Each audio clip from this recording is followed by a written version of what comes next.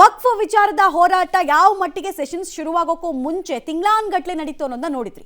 ಈಗ ಎಲ್ಲರ ಕಣ್ಣಿರೋದು ಕೂಡ ಅನ್ವರ್ ಮಾಣಿಪಾಡಿ ಅವರ ರಿಪೋರ್ಟ್ಗೆ ಸಂಬಂಧಪಟ್ಟಂತೆ ಸರ್ಕಾರ ಈ ಸಲ ತನ್ನ ನಿರ್ಧಾರವನ್ನ ಯಾವ ರೀತಿ ಪ್ರಕಟ ಮಾಡುತ್ತೆ ಅಂತ. ರಾಜ್ಯ ರಾಜಕಾರಣದಲ್ಲಿ ವಕ್ಫ್ನ 150 ಕೋಟಿ ಕದನ ಈಗ ಮುನ್ನೆಲೆಗೆ ಬರ್ತಾ ಇದೆ. ಮಾಣಿಪಾಡಿ ಅವರ ವರದಿಗೆ ಮತ್ತೆ ಜೀವ ಬರುತ್ತಾ? ವರದಿ ಶಿಫಾರಸುಗಳ ಜಾರಿಗೆ ಒತ್ತಾಯಿಸೋಕೆ ಬಿಜೆಪಿ ಮಾಸ್ಟರ್ ಪ್ಲಾನ್ ಅನ್ನ ಮಾಡ್ಕೊಂಡಂಗೆ ಕಾಣಿಸ್ತಾ ಇದೆ. ವರದಿಯಲ್ಲಿ ಪ್ರಮುಖ ಅಂಶಗಳು ಏನಿದೆ ಹಾಗಾದ್ರೆ? ವಕ್ಫ್ ಭೂಮಿಯ ಸಂರಕ್ಷಣೆ ಆಗಬೇಕು ಅಂತ ವರದಿಯ ಟೋಟಲ್ ಸಾರಾಂಶ, ಹಾಗೂ ವರದಿಯಲ್ಲಿ ವಕ್ಫ್ ಭೂಮಿಯನ್ನ ಮುಸ್ಲಿಂ ಸಮುದಾಯಕ್ಕೆ ಸೇರಿದವರೇ ನುಂಗಿದ್ದಾರೆ ಮತ್ತು ಇತರೆ ಪ್ರಭಾವಿ ರಾಜಕಾರಣಿಗಳು ನುಂಗಿದ್ದಾರೆ ಅಂತ ಕೆಲವರ ಹೆಸರುಗಳ ಉಲ್ಲೇಖ ಆಗಿದೆ. ಸೊ ಇದು ಟೋಟಲ್ ಆಗಿ ನಿಮಗೆ ನಾನು ಕೊಟ್ಟಿದ್ದು ಜಸ್ಟ್ ಟೋಟಲ್ 150 ಕೋಟಿಯಷ್ಟು ಭೂಮಿಗೆ ಬೆಲೆ ಏನಿದೆ ನೋಡಿ. ನಿಮಗೆ ಇನ್ನೊಂದು ಕಡೆ ಫೋಟೋ ತೋರಿಸ್ತಾ ಇದ್ದೀವಿ. ಇದು ಸದಾನಂದ ಗೌಡರು ಮುಖ್ಯಮಂತ್ರಿ ಆಗಿದ್ದಂತಹ ಸಂದರ್ಭದಲ್ಲಿ 12 ಅಧ್ಯಾಯಗಳಾಗಿ ವಿಂಗಡಿಸಿ ವರದಿಯನ್ನ 2012ರಲ್ಲಿ ಸರ್ಕಾರಕ್ಕೆ ಅನ್ವರ್ ಮಾಣಿಪಾಡಿ ಅವರು ಸಲ್ಲಿಸಿದ್ರು. ಸ್ಕ್ಯಾಮ್ ಹೆಂಗಾಗಿದೆ? ಮಹಾರಾಷ್ಟ್ರ ಸ್ಕ್ಯಾಮ್ ಗೊತ್ತು, ಉತ್ತರ ಪ್ರದೇಶ ಸ್ಕ್ಯಾಮ್ ಗೊತ್ತು ನಮಗೆ ಡೀಟೇಲ್ ಆಗಿ, ಬಟ್ ಈ ಸ್ಕ್ಯಾಮ್ ಬಗ್ಗೆ ಬಹುತೇಕರಿಗೆ ಗೊತ್ತಿಲ್ಲ. ವಕ್ಫ್ ಸ್ಕ್ಯಾಮ್ನ ಜಸ್ಟ್ ನಾನು ಈಗಷ್ಟೇ ಹೇಳ್ತಿದ್ದೆ ನಿಮಗೆ. ಮುಸ್ಲಿಂ ಸಮುದಾಯಕ್ಕೆ ಸೇರಿದಂತಹ ಅನೇಕರೇ ಇದನ್ನ ನುಂಗಿದ್ದಾರೆ. ಪ್ರಭಾವಿಗಳ ಹೆಸರಿದೆ.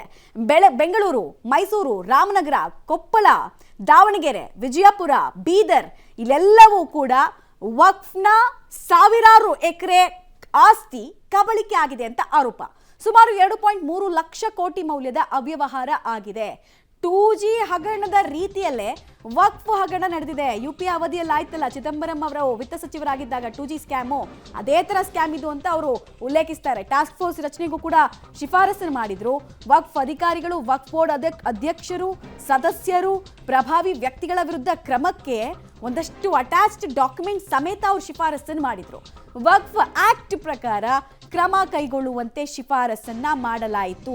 ವಕ್ಫ್ ಭೂಮಿಯ ರಕ್ಷಣೆಗೆ ಅಂತಾನೆ ಇವರನ್ನ ಈ ಕಮಿಟಿಯನ್ನ ಮಾಡಲಾಗಿತ್ತು. ಮೊದಲ ಬಾರಿಗೆ ಯಡಿಯೂರಪ್ಪನವರು ಮುಖ್ಯಮಂತ್ರಿ ಆದಾಗ ಒಂದು ಸಮಿತಿ ರಚನೆ ಮಾಡ್ತಾರೆ. ಅವಾಗ ಇವರು ಅಧ್ಯಕ್ಷರಾಗ್ತಾರೆ ಆ ಸಮಿತಿಗೆ.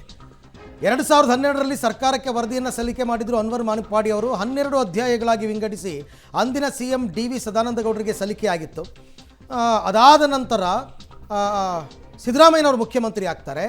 ಆ ಸಿದ್ದರಾಮಯ್ಯನವರು ಅದನ್ನು ತಿರಸ್ಕಾರ ಮಾಡ್ತಾರೆ, ಒಪ್ಪಲ್ಲ, ಆ ರಿಪೋರ್ಟನ್ನು ಒಪ್ಪಲ್ಲ. ತಿರಸ್ಕಾರ ನಿರ್ಣಯವನ್ನು ತೆಗೆದುಕೊಳ್ಳುತ್ತೆ CM ಸಿದ್ದರಾಮಯ್ಯ ಸರ್ಕಾರ 2013ರಲ್ಲಿ. 2019ರಲ್ಲಿ ಯಡಿಯೂರಪ್ಪನವರು ಸರ್ಕಾರ ಮತ್ತೆ ಅದನ್ನು ಒಪ್ಪುತ್ತೆ. 20ರಲ್ಲಿ ವಿಧಾನಸಭೆ, 22ರಲ್ಲಿ ಪರಿಷತ್ನಲ್ಲಿ ವರದಿ ಮಂಡನೆಯಾಗುತ್ತೆ. ಆದರೆ ವರದಿ ಅಪೂರ್ಣ ಅಂತ ಪರಿಷತ್ನಲ್ಲಿ ಗದ್ದಲ, ಆಕ್ಷೇಪಗಳು ವ್ಯಕ್ತವಾಗುತ್ತೆ. ಈಗಾಗಲೇ ವಿಧಾನಸಭೆಯಲ್ಲಿ ಮಂಡನೆಯಾಗಿದೆ ಮಾಣಿಪಾಡಿ ಅವರ ವರದಿ. 2012ರಲ್ಲಿ ಸರ್ಕಾರಕ್ಕೆ ವರದಿಯನ್ನು ಸಲ್ಲಿಸ್ತಾರೆ. ಅದರಲ್ಲಿ ಕಾಂಗ್ರೆಸ್ನ ಮುಸ್ಲಿಂ ಮುಖಂಡರು ವಕ್ಫಾಸ್ತಿಯನ್ನು ಕಬಳಿಸಿದ್ದಾರೆ ಅಂತ ರಿಪೋರ್ಟ್. 56,000 ಎಕರೆ ಜಮೀನಲ್ಲಿ 23,000 ಎಕರೆ ಜಮೀನನ್ನು ಕಬಳಿಕೆಯಾಗಿದೆ ಅಂತ ರಿಪೋರ್ಟ್ ಕೊಡ್ತಾರೆ.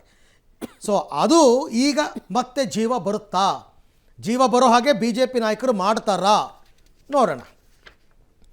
ಈ ಬಗ್ಗೆ ಮತ್ತಷ್ಟು ಮಾಹಿತಿ ನನ್ನ ಕೊಲೀಗ್ ಸುಕೇಶ್ ಅವರಿಂದನೇ ಪಡ್ಕೊಳ್ಳೋಣ. ಸುಕೇಶ್, ಈಗ ಅನ್ವರ್ ಮಾಣಿಪಾಡಿ ಅವರು ಕೊಟ್ಟಂತಹ ವರದಿಗೆ ಮತ್ತೆ ಜೀವ ಬರುತ್ತಾ ಅಂತ ಪ್ರಶ್ನೆ. ಯಾಕೆಂದರೆ ಮುಖ್ಯಮಂತ್ರಿ ಸಿದ್ದರಾಮಯ್ಯನವರೇ ಟ್ವೀಟ್ ಮಾಡಿ ಮಾಣಿಪಾಡಿಗೆ 150 ಕೋಟಿ ಆಮಿಷ ಕೊಟ್ಟಿದ್ದರು ವಿಜಯೇಂದ್ರ, ಇದು ಕೇಂದ್ರಕ್ಕೆ ಪತ್ರ ಬರೆದಿದ್ರು ಪ್ರಧಾನಿ ಮೋದಿಗೆ ಅಂತೆಲ್ಲ ಹೇಳಿದ ನಂತರ ಅದನ್ನೇ ಅಸ್ತ್ರವಾಗಿ BJP ಅವರು ಬಳಸ್ಕೋಬಹುದಾ?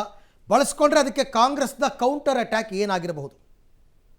ಅರವಿಂದ್, ಒಂದು ಸ್ಪಷ್ಟ, ಈ ಆರೋಪವನ್ನು ಮಾಡಿದಂಥವ್ರು ಮಾಣಿಪಾಡಿ ಅವರೇ ಮೊದಲು. ಆ ನಂತರದಲ್ಲಿ ಅವರು ಯೂಟರ್ನ್ ಕೂಡ ಹೊಡೆದಂತೆ ಕಾಣಿಸ್ತಾ ಇದೆ ನಿನ್ನೆ. ಆದರೆ ಒಂದು ಹಂತದಲ್ಲಿ ರಾಜಕೀಯವಾಗಿ ಇದು ಎರಡೂ ಪಕ್ಷದವರು ಕೂಡ ಕೆಸರೆರಚಾಟ ಮಾಡಿಕೊಂಡ್ರು ಕೂಡ ಯಾರ್ಯಾರ ಅವಧಿಯಲ್ಲಿ ಏನೇನಾಯಿತು ಅಂತ ನೋಡೋದಾದರೂ ಕೂಡ ಮೊದಲನೇದಾಗಿ ಕಾಂಗ್ರೆಸ್ ಸರ್ಕಾರದ ಅವಧಿಯಲ್ಲಿ ಅದನ್ನು ತಿರಸ್ಕರಿಸ್ತಾರೆ. ಅದಕ್ಕೂ ಮುಂಚಿತವಾಗಿ ಮಂಡನೆ ಆಗಿರುವಂಥದ್ದು BJP ಅವಧಿಯಲ್ಲಿ. ಅಂದರೆ BJP ಕೇವಲ ವಿಧಾನಸಭೆಯಲ್ಲಿ ಮಾತ್ರ ಅದನ್ನು ಮಂಡಿಸುತ್ತೆ. ತದನಂತರದಲ್ಲಿ ಕಾಂಗ್ರೆಸ್ ಸರ್ಕಾರದ ಅವಧಿಯಲ್ಲಿ ಅದನ್ನು ರಿಜೆಕ್ಟ್ ಮಾಡಲಾಗುತ್ತೆ. ಪುನಃ ಅದು BJP ಸರ್ಕಾರ ಅಂದರೆ ಯಡಿಯೂರಪ್ಪನವರ ಸರ್ಕಾರ ಬಂದ ನಂತರದಲ್ಲಿ ಅದನ್ನು ಕ್ಯಾಬಿನೆಟ್ಗೆ ತರ್ತಾರೆ, ಅಪ್ರೂವಲ್ ಮಾಡ್ಕೊತಾರೆ, ಪರಿಷತ್ನಲ್ಲಿ ಮಂಡನೆ ಆಗುತ್ತೆ. ಅಂದರೆ ಎರಡು ಕಡೆ ಮಂಡನೆ ಆಗಿತ್ತು ಅನ್ನೋದು ಬಿಟ್ಟರೆ ಅದನ್ನು ಅಂಗೀಕರಿಸಲೂ ಇಲ್ಲ, ಅದ್ರ ಬಗ್ಗೆ ಚರ್ಚೆಯೂ ನಡೀಲಿಲ್ಲ, ಅದು ಬಹಿರಂಗವೂ ಆಗಲಿಲ್ಲ. ಅಂದರೆ ಯಾರ ಹಿತ ಕಾಯ್ತಾ ಇದ್ದಾರೆ ಅನ್ನೋದು ಪ್ರಶ್ನೆ. ಯಾರನ್ನ ಇಲ್ಲಿ ಎಕ್ಸ್ಪೋಸ್ ಮಾಡೋಕ್ಕೆ ಟ್ರೈ ಮಾಡ್ತಾ ಇದ್ದಾರೆ, ಅಥವಾ ಆಗುತ್ತೆ ಅಥವಾ ಆಗಲ್ಲ ಅನ್ನೋದು ಕೂಡ ವಿಚಾರವಾಗುತ್ತೆ. ಈಗ ಮಂಡನೆ ಆಗಿದ್ರು ಈಗಿನ ಸರ್ಕಾರದ ನಿಲುವೇನು? ಅದನ್ನು ಮತ್ತೆ ಕ್ಯಾಬಿನೆಟ್ಗೆ ತೆಗೆದುಕೊಂಡು ಅಂಗೀಕರಿಸ್ಕೊಂಡು ಮತ್ತೆ ಮಂಡಿಸಬೇಕಾಗುತ್ತಾ, ಅಥವಾ ಇರೋದನ್ನೇ ಯಥಾವತ್ತಾಗಿ ಮಂಡನೆಯ ಮುಂದುವರೆದ ಭಾಗವನ್ನು ಏನಾದರೂ ಪ್ರೊಸೀಜರ್ ಮಾಡ್ತಾರಾ ಅನ್ನುವಂಥದ್ದು ಪ್ರಶ್ನೆ. ಆದರೆ ಬಹುತೇಕ ಕಾಂಗ್ರೆಸ್ ಸರ್ಕಾರದ ಅವಧಿಯಲ್ಲಿ ಅದು ಯಾವುದೇ ಹಂತ ದಾಟುವಂಥ ಲಕ್ಷಣಗಳು ಕಾಣಿಸ್ತಾ ಇಲ್ಲ. ಅದೇ ರೀತಿಯಲ್ಲಿ BJP ಅವಧಿಯಲ್ಲೂ ಕೂಡ ದೊಡ್ಡ ಮಟ್ಟದಲ್ಲಿ ಏನೋ ಅದನ್ನು ಒಂದು ತಾರ್ಕಿಕ ಅಂತ್ಯಕ್ಕೆ ತೆಗೆದುಕೊಂಡು ಹೋಗೋ ಲಕ್ಷಣವೂ ಕಾಣಿಸ್ತಾ ಇಲ್ಲ. ರಾಜಕೀಯಕ್ಕೆ ಕೆಸರೆರಚಾಟ ಮಾಡ್ತಾರೆ, ಆದರೆ ತಾರ್ಕಿಕ ಅಂತ್ಯಕ್ಕೆ ತೆಗೆದುಕೊಂಡು ಹೋಗೋರು ಯಾರು ಅನ್ನುವಂಥದ್ದು ಈಗಿರುವಂಥ ಪ್ರಶ್ನೆ ಕೂಡ ಅರವಿಂದ್. ಓಕೆ ಸುಖೇಶ್, ಹಾಗೆ ಸಂಪರ್ಕದಲ್ಲಿರಿ, ನಿಮ್ಮ ಜೊತೆ ನಾನು ಮತ್ತೆ ಮಾತನಾಡ್ತೀನಿ. ಸೊ ಏನು ನಿರೀಕ್ಷೆ ಇಟ್ಕೋಬಹುದು ಇವತ್ತು ಅಂತಂತ ನೋಡೋಣ, ಇವತ್ತಿನ ಸದನದಲ್ಲಿ ಗೊತ್ತಾಗುತ್ತೆ. ತುಂಬ ವಿಚಾರಗಳಿದೆ, ಇದಕ್ಕೂ ಕೂಡ ಸ್ಪೇಸ್ ಸಿಗುತ್ತಾ ಅನ್ನೋದು ಪ್ರಶ್ನೆ. 150 ಕೋಟಿ ಕೊಡ್ತೇನೆ ಅಂತೇಳಿ ಹೇಳಿಲ್ಲ. ಆದರೆ ನಾನು ಮತ್ತು ವಿಜೇಂದ್ರ ಅವರಿಗೆ ಈ ವರದಿ ವಿಚಾರದಲ್ಲಿ ಮಾತಾಗಿದ್ದಾಗ ಅದು ಯಾಕೆ ಮಂಡಿಸಲ್ಲ ಅಂತೇಳಿ ನಿಮ್ಮ ಅಪಾಯ ಕೇಳಿ ಮಾಡಲೇಬೇಕು ಎಂದು ನಾನು ಅವರಿಗೆ ತರ್ಕವನ್ನು ಮಾಡಿದ್ದೆ. ಅವ್ರು ನನ್ನ ಮನೆ ಬಂದಿಲ್ಲ, ನಮ್ಮ ಪಾರ್ಟಿ ಆಫೀಸಲ್ಲಿ ನನಗೂ ಮತ್ತು ವಿಜೇಂದ್ರ, ಆಗ ಅವರು ವೈಸ್ ಪ್ರೆಸಿಡೆಂಟ್ ಆಗಿದ್ದರು, ನನಗೂ ಮತ್ತು ವಿಜೇಂದ್ರ ಅವರಿಗೆ ಮಾತಾಗಿತ್ತು. ಯಾಕೆಂದರೆ ಆಗ ಅವರು ಯಡಿಯೂರಪ್ಪ ಅವರು CM ಆಗಿದ್ದರು, ಅದಕ್ಕೆ ಅದು ಮಾತಾಗಿತ್ತು. ಆಗ ಅವ್ರು ಹೇಳಿದ್ವಿ, ಭಾಳಷ್ಟು ಕಷ್ಟಪಟ್ಟಿದ್ದೀರಾ, ಅವಳು ನೊಂದಿದ್ದೀರಾ, ಎಷ್ಟು ತನಕ ಈ ಒಂದು ಹೋರಾಟವನ್ನು ಮಾಡ್ತೀರಿ, ಬಿಟ್ಬಿಡಿ ಎಂದು ಹೇಳಿದ್ದರು. ಅನ್ವರ್ ಮಾನಪ್ಪಾಡಿ ಹಿಂದೇನು ಹೇಳಿದ್ದಾರೆ ಗೊತ್ತಿಲ್ಲ, ಇವತ್ತೇನು ಹೇಳಿದ್ರೆ ನನಗೆ ಗೊತ್ತಿಲ್ಲ, ನಾನು ನೋಡಿಲ್ಲ. ಇದಕ್ಕೇನಾರ ಅರ್ಥ ಇದೆಯಾ? BJP ಸರ್ಕಾರ ಇದ್ದಾಗ ಅವ್ರು ಕೊಟ್ಟಂಥ ವರದಿನ ಕಾಂಗ್ರೆಸ್ ಮುಖಂಡರನ್ನ ಕಾಪಾಡಿ ಅಂತೇಳಿ ನಾನ್ಯಾಕೆ ಅವ್ರ ಮನೆ ಬಾಗಿಲಿಗೆ ಹೋಗಬೇಕು? ನನಗೇನು ದೊಡ್ಡಪ್ಪ ಚಿಕ್ಕಪ್ಪನ ಮಕ್ಕಳಿದ್ದಾರೆ ಕಾಂಗ್ರೆಸ್ ಪಕ್ಷದಲ್ಲಿ? ಅಲ್ಲ, ಪ್ರಿಯಾಂಕಾ ಖರ್ಗೆ ಅವರು ಮಾತನಾಡಿರ್ತಕ್ಕಂಥದ್ದು ಕೂಡ ಅರ್ಥಹೀನ. ಅದನ್ನ ಬಂಡವಾಳವಾಗಿ ಇಟ್ಕೊಂಡು ಮುಖ್ಯಮಂತ್ರಿಗಳು ಇವತ್ತು ಮಾತನಾಡ್ತಾರೆ ಅಂತ ಹೇಳಿದ್ರೆ ಇವ್ರಿಗೆ ಏನು ಹೇಳಬೇಕೋ ಗೊತ್ತಿಲ್ಲ. ರೆಕಾರ್ಡ್ನಲ್ಲಿ ಹೇಳಿದಾರಪ್ಪ, ವಿಡಿಯೋ ರೆಕಾರ್ಡ್ನಲ್ಲಿ ಇದೆಯಲ್ಲ, ಈಗ ಹೇಳಿಸಿರ್ಬೋದು ನಂಗೆ ಕಾಣಿಸುತ್ತೆ ಅವ್ರ ಕೈನಲ್ಲಿ. ಬಟ್ ವಿಡಿಯೋ ರೆಕಾರ್ಡ್ನಲ್ಲಿ ಅವರೇ ಹೇಳಿರೋದು, ಪತ್ರ ಬರೆದವ್ರೆ. ಈಗ ಬದಲಾವಣೆ ಮಾಡ್ಕೊಂಡು ಹೇಳಿಸಿರ್ಬೋದು. ಅವರು ಯಾವತ್ತಾದ್ರು CBI ಒಂದು ಕೇಸ್ ಕೊಟ್ಟಿದ್ದಾರ? ಅಲ್ಲ, ಅವರು ಯಾವ ರೀತಿ ಮಾತನಾಡಿದ್ದಾರೆ ಅನ್ನೋದ್ರ ಬಗ್ಗೆ ವಿಡಿಯೋ ಫುಟೇಜಸ್ಸು ಕೂಡ ಇದೆ.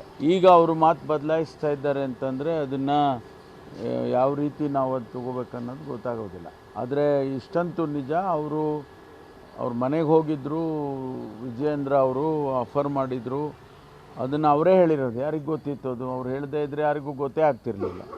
ಮಾನ್ಯ ಮುಖ್ಯಮಂತ್ರಿಗಳು ಸಿದ್ದರಾಮಯ್ಯನವರು ಹೇಳಿರೋ ವಿಷಯ ಅಲ್ಲ, ಶ್ರೀಯುತ ಅನ್ವರ್ ಮಾನಪಾಡಿಯವರೇ ಹೇಳಿದ್ದಾರೆ. ಶ್ರೀಯುತ ಯಡಿಯೂರಪ್ಪನವರು ಮತ್ತು ಅವ್ರ ಪರವಾಗಿ ಅವರ ಮಗ ಶ್ರೀಯುತ ವಿಜಯೇಂದ್ರ ಅವರು 150 ಕೋಟಿ ಕೊಡ್ತೇವೆ ನಿಮಗೆ, ಈ ವಿಷಯ ನೀವು ಮಾತಾಡಬಾರ್ದು ಅಂತೇಳಿ ನನಗೆ ಒತ್ತಡ ಹೇರಿದ್ರು ಅಂತೇಳಿ ಅನ್ವರ್ ಮಾನಪಾಡಿಯವರು ಹೇಳಿರುವಂತಹದ್ದು. BJP ಸರ್ಕಾರ ಇದ್ದಾಗ ಅವರಿಗೆ ಅಧಿಕಾರವನ್ನು ಕೂಡ ಕೊಟ್ಟಿದ್ರು BJPಯಲ್ಲಿ. ಹಾಗಾಗಿ BJPಯ ಒಬ್ಬ ಪ್ರಮುಖ ನಾಯಕ ಅನ್ವರ್ ಮಾನಪಾಡಿಯವರು ಹೇಳಿದ್ದು, ನಿಮ್ಗೆ ಬೇಕಾದ್ರೆ 150 ಕೋಟಿ ಕೊಡ್ತೀವಿ, ಈ ವಿಷಯವನ್ನ ನೀವು ಒತ್ತಡ ಮಾಡಬೇಡಿ ಅಂತ ಹೇಳಿರುವಂತಹದ್ದು.